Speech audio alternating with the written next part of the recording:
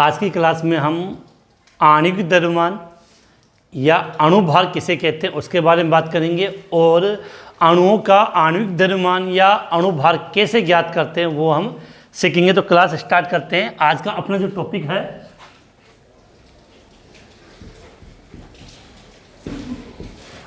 आणविक द्रव्यमान या जिसको हम अणुभार भी कहते हैं।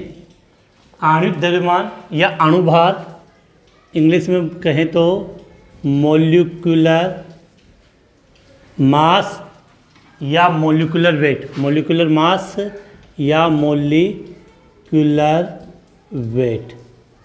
ठीक है, तो ये आज का अपना टॉपिक है। स्टार्ट करते हैं इसको। देखो, सबसे पहले हम समझते हैं आणविक द्रव्यमान या अणुभार क्या होता है। परिभाषा सेम परमाणु द्रव्यमान की तरह होगा कि किसी अणु का भार C12 के 1/12 भाग से जितना गुना भारी होता है वो उसका आणविक द्रव्यमान कहलाता है। तो ये हमने परमाणु द्रव्यमान में सीख लिया था। अब किसी भी अणु का आणविक द्रव्यमान ज्ञात करने के लिए उस अणु में उपस्थित सभी परमाणुओं के परमाणु द्रव्यमान को जोड़ दिया जाता है। और इसके बाद मैं आपको कुछ एग्जाम्पल देकर यहाँ समझाऊंगा। तो देखो, पहले परिभाषा लिखते हैं कि किसी अणु का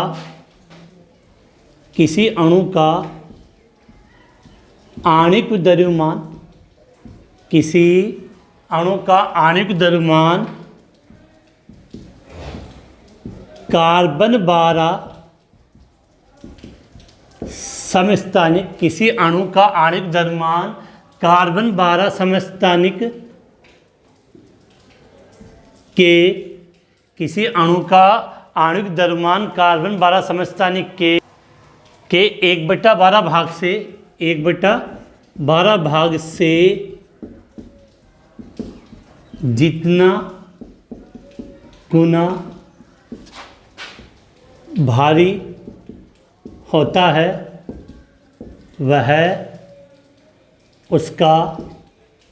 वह उसका आणविक द्रव्यमान या आप कह सकते हो अणुभार कहलाता है या होता है। एक ही मतलब है कि किसी अणु का आणविक द्रव्यमान कार्बन 12 समस्थानिक के 1/12 भाग, कार्बन समस्थानिक के 1/12 भाग से जितना गुना भारी होता है वह उसका आणविक द्रव्यमान या अणुभार कहलाता है। किसी अणु का आणविक द्रव्यमान ज्ञात करने के लिए, किसी अणु का आणविक द्रव्यमान ज्ञात करने के लिए उसमें उपस्थित सभी परमाणुओं के परमाणु द्रव्यमान को जोड़ दिया जाता है। तो किसी अणु का आणविक द्रव्यमान ज्ञात करने के लिए, किसी अणु का आणविक द्रव्यमान ज्ञात करने के लिए उसमें उपस्थित, किसी अणु का आणविक द्रव्यमान ज्ञात करने के लिए उसमें उपस्थित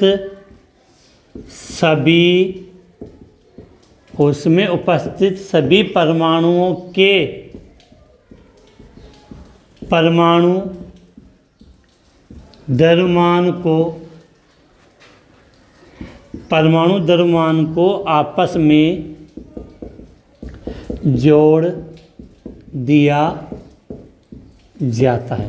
परमाणु, तो किसी भी अणु का जब आणविक द्रव्यमान ज्ञात करना हो तो उसमें जितने भी परमाणु है उन सबके परमाणु द्रव्यमान को जोड़ दिया जाता है। अब एक चीज़ और, जैसे मैं यहाँ लिखूँ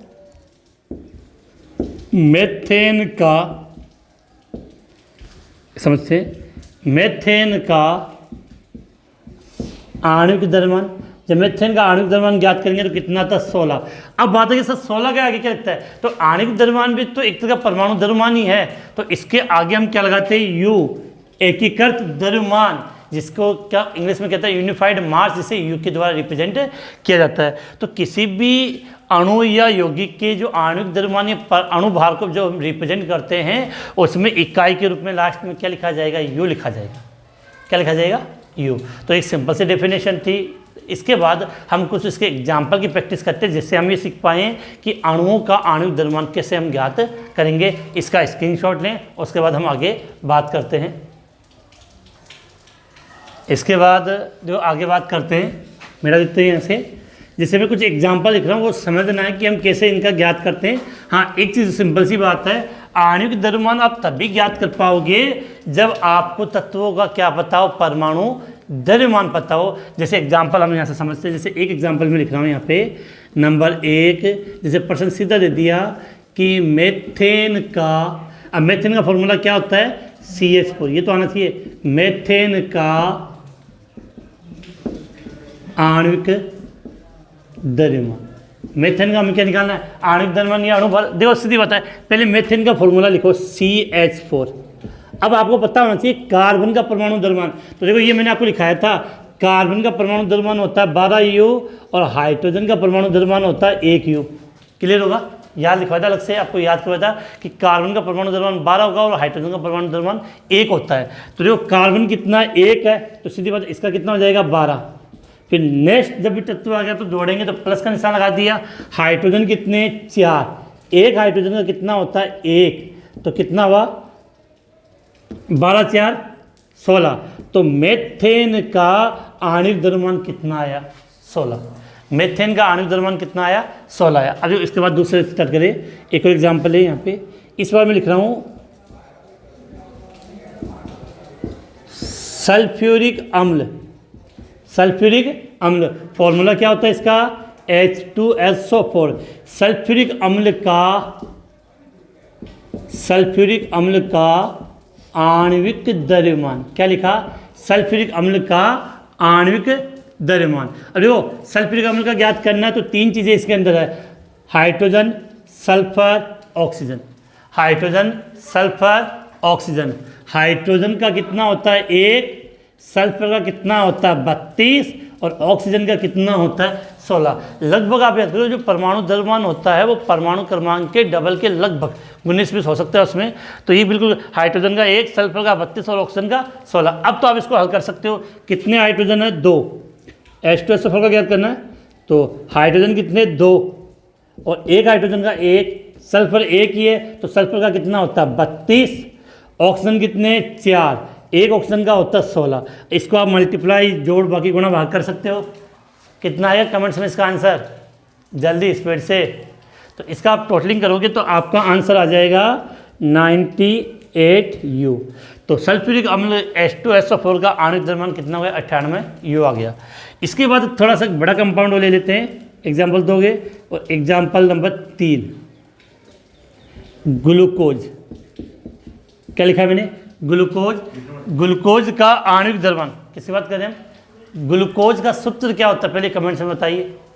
ये बिल्कुल आपने याद करके कि ग्लूकोज का सूत्र C6H12O6। तो ग्लूकोज का सूत्र होता है C6H12O6। तो ग्लूकोज का आणविक द्रव्यमान, ग्लूकोज का आणविक द्रव्यमान। तो ग्लूकोज के आणविक द्रव्यमान की बात करें तो इसमें कार्बन होगा, हाइड्रोजन होगा और ऑक्सीजन होगा।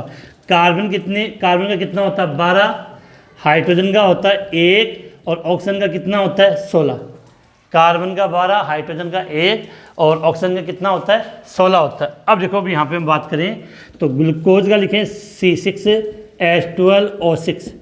कार्बन कितने 6, एक कार्बन का कितना होता है 12, हाइड्रोजन कितने हैं 12, एक हाइड्रोजन का होता है 1, ऑक्सीजन कितने 6, एक ऑक्सीजन का होता है 16। अब इन पूरे को मल्टीप्लाई जोड़ कर लो तो आपका एग्जैक्ट आंसर आएगा 180U।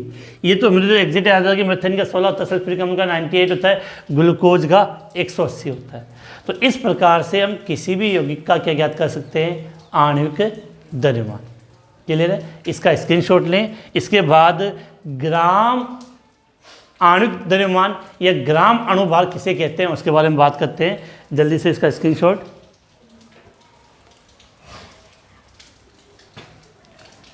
तो स्क्रीनशॉट आपने ले लिया होगा और उम्मीद है कि 1-2 बार लिखोगे तो बिल्कुल आपको अच्छे तरीके से याद हो जाएगा। इसमें कोई किंतु परंतु या टफ वाली चीज़ नहीं है कि वो हमें याद ना हो। अब देखो इसके बाद आगे हम बात करते हैं, इसका एक टॉपिक आता है आपका कि ग्राम अणुभार। क्या लिखा है? ग्राम अणुभार, ग्राम मोलिकुलर वेट। क्या लिखा हमने? ग्राम अणुभार या ग्राम मोलिकुलर वेट। सिंपल सी बात है, किसी अणु के भार को जब ग्राम में व्यक्त किया जाता है, किसी अणु के भार को किस में व्यक्त किया जाए? ग्राम में। जब किसी अणु के भार को ग्राम में व्यक्त किया जाता है तो उसे हम क्या कहेंगे? ग्राम अणुभार कहते हैं। तो लिखते हैं कि किसी अणु के भार को जब ग्राम में किसी अणु के भार को जब ग्राम में व्यक्त किया जाता है तो उसे ग्राम अणुभार कहते हैं। अब देखो, ग्राम अणुभार संख्यात्मक रूप से अणुभार के समान हो। जैसे एग्जाम्पल में आपको समझाऊं कि जैसे मैंने लिखा CO2 का अणुभार, CO2 का अणुभार होता है 44 U। 44 होता है, 44 CO2 का अणुभार 44 होता है। 44 के साथ देखो यहाँ पे लिखते हैं, कार्बन का होता है कितना? 12 और ऑक्सीजन का होता है 16। तो CO2 का ज्ञात करना है। किसका ज्ञात करना है? CO2 का। तो देखो इसको थोड़ा, कार्बन का 12 और ऑक्सीजन का 16। तो CO2 के फॉर्मूले में कार्बन कितना? 1, तो 1 का 12 प्लस ऑक्सीजन कितने? 2, 2 × 16। तो 16 जोड़े 32 से 32 में 12 जोड़ेंगे तो कितना होगा? 44 U। तो CO2 का जो अणुभार है वो कितना आ गया? 44। अब हमें इस अणुभार को किस में व्यक्त करना हो? ग्राम में। किस में व्यक्त करना हो? ग्राम में। तो सीधी सी बात है, CO2 का ग्राम अणुभार कितना हो जाएगा? 44 ग्राम। CO2 का ग्राम अणुभार कितना हो जाएगा? 44 ग्राम हो जाएगा। बिल्कुल क्लियर है, कोई किंतु परंतु नहीं होनी चाहिए। तो सीधी सी बात है, जब अणुभार या आणविक द्रव्यमान, एक ही बात है, को किस में व्यक्त किया जाए? ग्राम में व्यक्त किया जाए, तब वो क्या कहलाएगा? ग्राम अणुभार कहलाता है। इसके बाद हम कुछ एग्जाम्पल ले लेते हैं, फटाफट उनको भी समझते हैं। जैसे क्वेश्चन के रूप में लिखते हैं कि निम्न का आणविक द्रव्यमान ज्ञात करें। निम्न का आणविक द्रव्यमान ज्ञात करें। इसमें पहला मैंने लिख दिया H2O, जिसको आप जल बोलते हो। दूसरा मैंने लिख दिया NH3। तीसरा मैं लिख रहा हूँ यहाँ पे NaCl। चौथा मैंने लिख दिया HNO3। क्लियर है? अब देखो, इन सब का आणविक द्रव्यमान ज्ञात करना है तो हम तभी ज्ञात कर पाएंगे जब हमें इनका क्या बताओ? परमाणु द्रव्यमान, जो मैंने लास्ट वाली क्लास में बहुत इजी तरीके से आपको समझाया था। अब देखो, हाइड्रोजन कितने बेटा? यहाँ पे 2। तो एक हाइड्रोजन का देखो, हाइड्रोजन कितना होता है? 1 होता है, तो 2 × 1। और ऑक्सीजन का कितना होता है? 16। तो 16 2 18। तो हाइड्रोजन का अणुभार या आणविक द्रव्यमान कितना गया? 18 U। अब बात किसकी करें? अमोनिया की। NH3 को आप अमोनिया बोलते हो। तो अमोनिया में आता है नाइट्रोजन। तो नाइट्रोजन का कितना होता है? 14। हाइड्रोजन 3 × 1, तो 14 3 17। तो ये हो गया 17 U। क्या हो गया? 17 U। अब बात करते हैं NaCl का। किसकी? NaCl का। तो सोडियम का कितना होता है?